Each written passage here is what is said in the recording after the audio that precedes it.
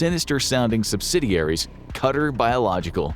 In the 1980s, Cutter Biological moved into the business of selling blood clotting medicine to hemophiliacs, manufactured from the blood of non-hemophiliacs. But for the medicine they were selling to Latin America and Asia, they didn't properly screen their donors. The result? Oh my goodness, this is insane. Some things you just don't need to learn, I guess, because that is going to make me so paranoid when I do anything.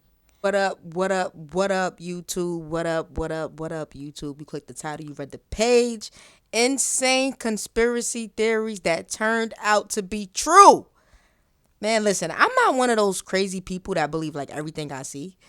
I question everything I see. I promise you. Like, even if I see it, I still don't believe it. Nope. I gotta see if it's real. I don't know. And even if you prove to me that it's real, I still won't believe it. What is wrong with us that we just don't believe it? It's because we don't trust nothing. And could you blame us? They've been lying to us for years. Anyway, we're on the road to 7,000 subscribers. Hold on. It's mad bright. There we go. Shout out to infographics, man. The infographics. Yeah, that's what it's called. Sharing allowed by social media sites, we're currently living in the golden era of conspiracy theory. The truth might be out there, but there are millions of lies out there too. We're sorry to burst your bubble, folks, but Michael Jackson, Elvis, and Tupac are all definitely dead. Wayfair Furniture is not involved in human trafficking, and we'd advise you to leave any lizard people. Wait, when did Wayfair been? What? I ain't never heard that rumor. That's crazy. I don't even shop on niggas. I feel like they got cheap stuff. I'm sorry. Anything? How you gonna get a couch? Yo, Wayfair sell you a couch for like $49.99. You know damn well that couch. Theories at the door. But that doesn't mean every crazy conspiracy is false. In fact, some of the ones that turned out to be true are often the craziest of all. First, we'll open with a classic, MK Ultra, the CIA's secret mind control plot. When LSD, a hallucinogenic chemical compound, became a popular drug in the mid-20th century, hippies were using it to touch the face of God at music festivals, and the CIA, who, well, spoilers will come up a lot in this video, were trying to weaponize it. The concept of the CIA developing a secret mind control program sounds like something you might hear being discussed extensively at your local psych ward. But believe it or not, this really did happen during the covert MK Ultra project. They tricked heroin addicts into taking LSD doses and recruited unsuspecting men at fake brothels, followed by electroshock and hypnotism experiments. As far as what? Oh, this is sick. Oh man, this is gonna miss it. I thought I wasn't gonna smoke this video. I'm gonna have to smoke. This is too much. As we're aware, no useful results ever came out of the project, despite the experiments destroying the lives of many of their subjects. When a Freedom of Information Act request spilled the beans on this project in 1977, not the beans, it gave the American public yet another reason in an already turbulent decade to distrust the government.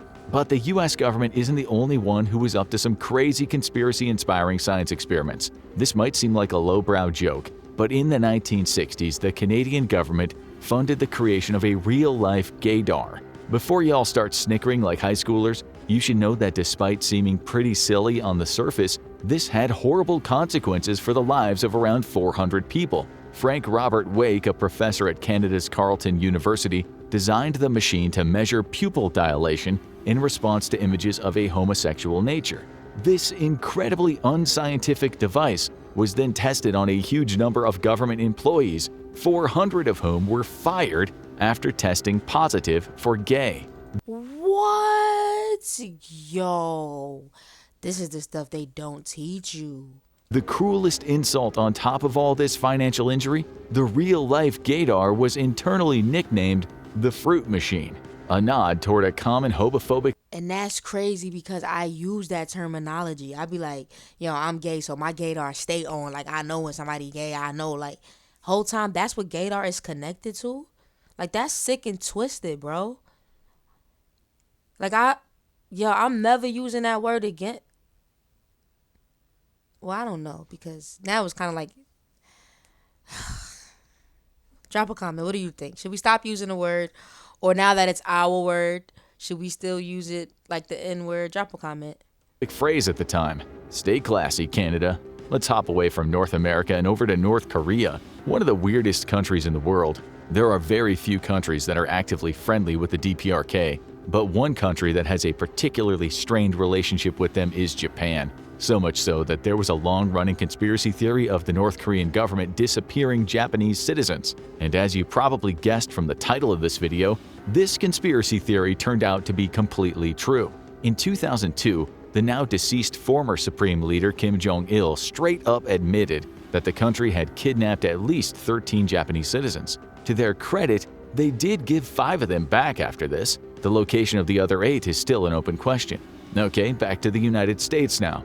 Though this conspiracy theory was performed against the US government rather than by it. The assassination of President Abraham Lincoln by John Wilkes Booth. Even our framing there suggests that John Wilkes Booth was a lone wolf triggerman, a deranged racist out-of-work actor willing to bet his life to take down Honest Abe. Naturally, conspiracies popped up that Booth wasn't acting alone. And yep, the conspiracy turned out to be true. Booth worked with at least 9 other Confederate co-conspirators, most of whom were would-be assassins themselves. These included… Well, that's crazy because, there's always that argument of, did he free the slaves because he really wanted to? There's always that argument, and we're going to get deeper into that, one day. But, this video is for educational purposes only, so drop a comment, tell me your thoughts and opinions, because just because he freed the slaves don't mean he wanted to. And I'm going to leave that where it needs to be left at.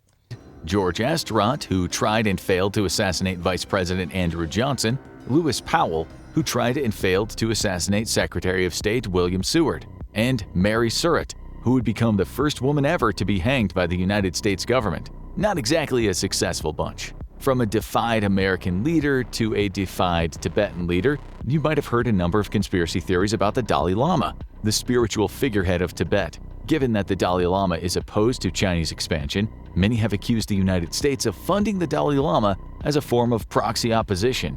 And they are right. Reports extrapolated from U.S. intelligence accounts have shown the CIA has given His Holiness a $180,000 a year stipend for at least several years since 1960 as part of a wider project to fund the Tibetan exile movement during the Cold War. Let's take a little break from sinister dealings performed by governments and look at some of the shady… Yo, this is some sick, twisted shit. I'm mad we watching this. Like, should we be having this information? 1.2 million views. All right, whatever. Little things that private companies have been up to. It's generally accepted that sugar isn't exactly great for you. But if the sugar industry had their way, you wouldn't know that. In 1967, the sugar… Are you crazy? Everybody and their mother knows sugar is horrible for you. You know what's so funny? God be talking to me. Because today, I was drinking a cranberry juice. That shit said 15% juice. I'm like, God damn. Then, I just recently started smoking weed about 3 years ago, going on 4. Shout out to me. Yay, right? At least I'm mature enough. Anyway, and it said 48 grams of sugar was in this one little bottle of cranberry. I was looking for the bottle, but within this one little bottle of cranberry juice had 48 grams of sugar.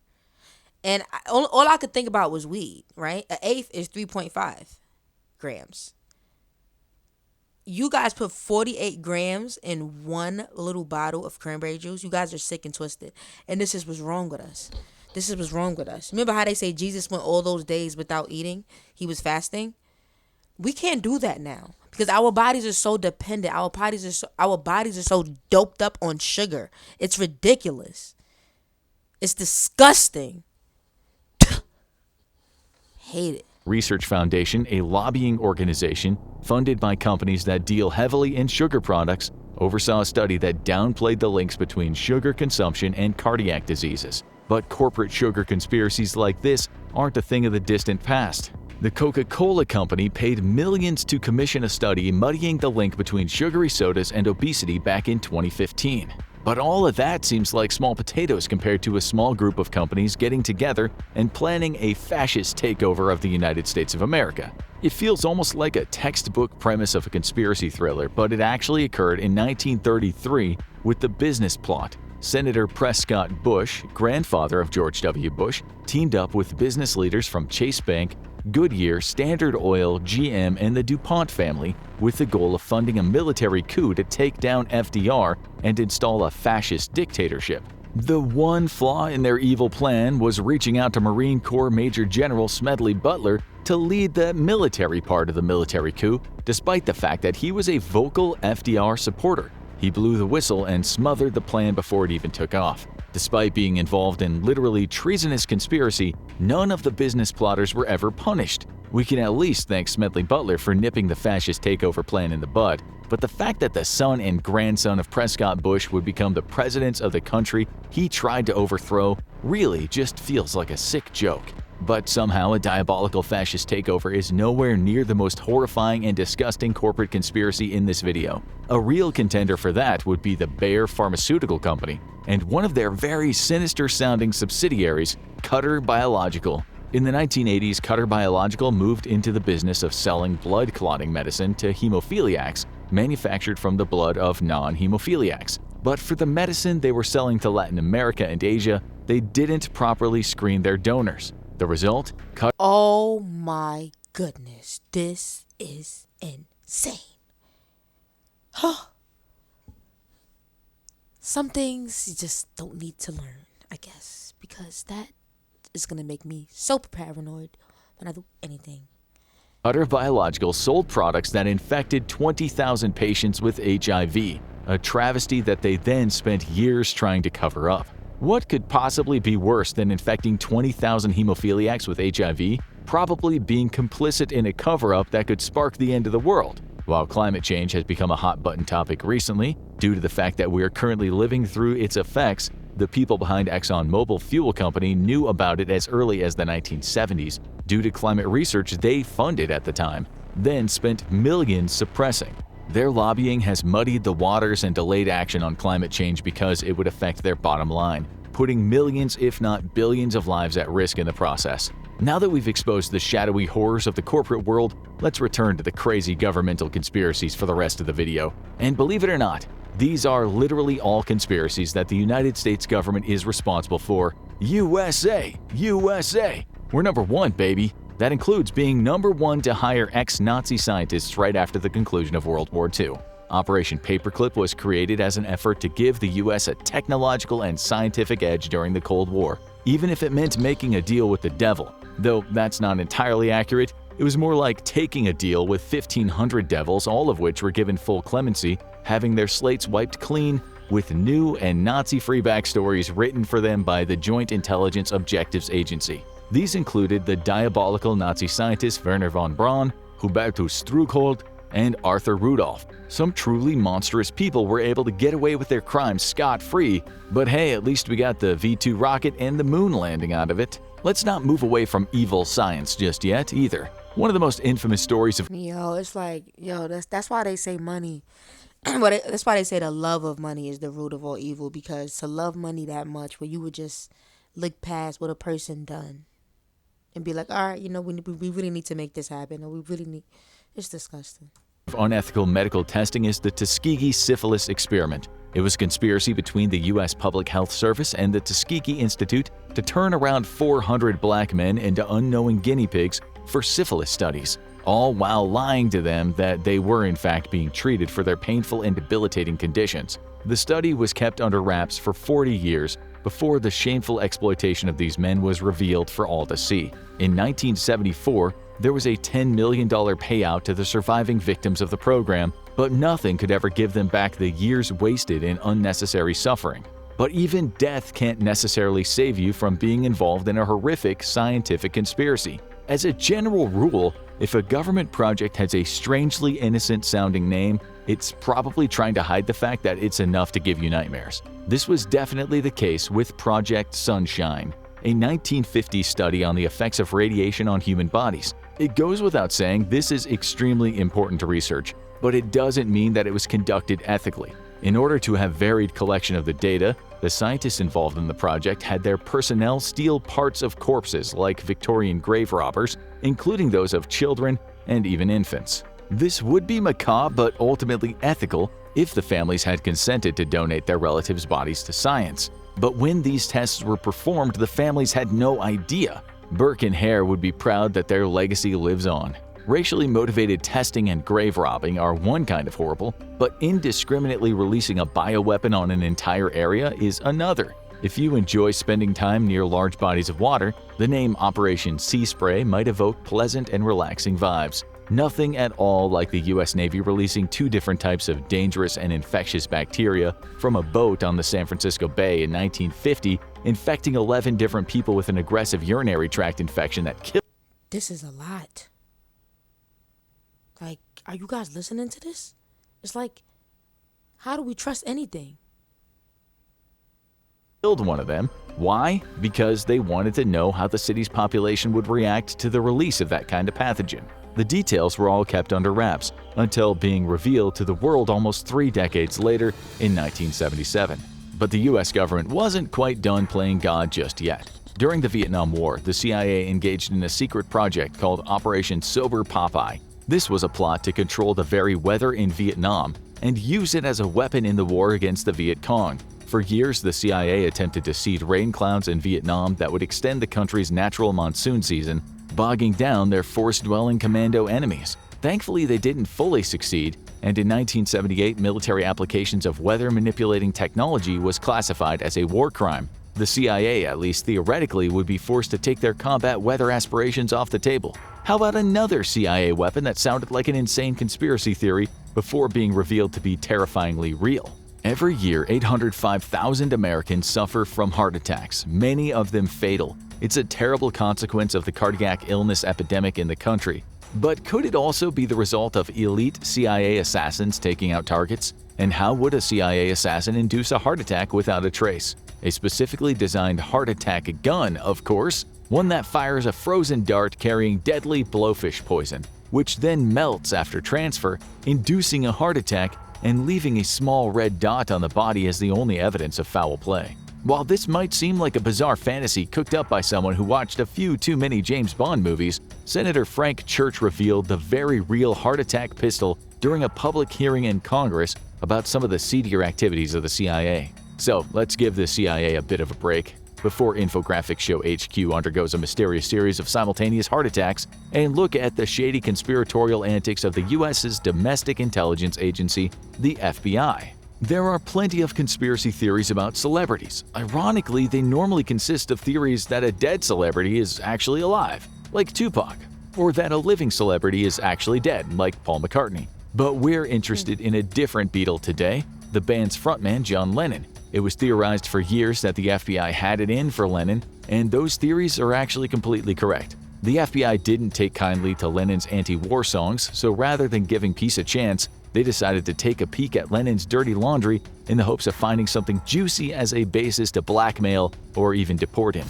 But Lennon is hardly the only celebrity who's had the FBI on their back. Singer Aretha Franklin was frequently stalked and hassled by the FBI for her leftist political stances. The Bureau kept background check files on a shocking number of famous people, including Steve Jobs, Whitney Houston, Helen Keller, Marilyn Monroe, Walt Disney, Oh, that's crazy. Charlie Chaplin, Rock Hudson, Truman Capote, and even sitcom superstar Lucille Ball. But their stalking of celebrities is nothing compared to how they destroyed American activist groups under J. Edgar Hoover's COINTELPRO plan, where they engaged in everything from blackmail to gaslighting to even straight-up assassination, taking on everything from unions to hippie peace groups to the Black Panther movement. By the time COINTELPRO was through, activism in the United States was a shadow of its former self. Okay, we have one more CIA story for you because these guys create conspiracies like Willy Wonka makes chocolate. Anyone who watches a lot of news might start to get the sense that there's some spin going on, that the seemingly impartial reporting of information might actually be a Trojan horse for an agenda. While these days that agenda comes from the various corporations that all own major news stations, for several decades in the mid-20th century, it was coming from the CIA, courtesy of an initiative known as Operation Mockingbird. Frank Wisner, head of the CIA's Office of Special Projects, spearheaded a far-reaching media influence campaign that gave him control of key figures from the New York Times, CBS, and members of the Washington Press Corps. At the height of the program, 3,000 CIA employees were tasked with maintaining Wisner's complex propaganda machine, as they spied on journalists who worked with whistleblowers and paid other journalists to disseminate false information that served the CIA's narrative. It was a conspiracy theorist's dream and nightmare come true. Now check out what actually are the Illuminati. Or check out Yo, drop a comment if y'all want to watch that Illuminati one.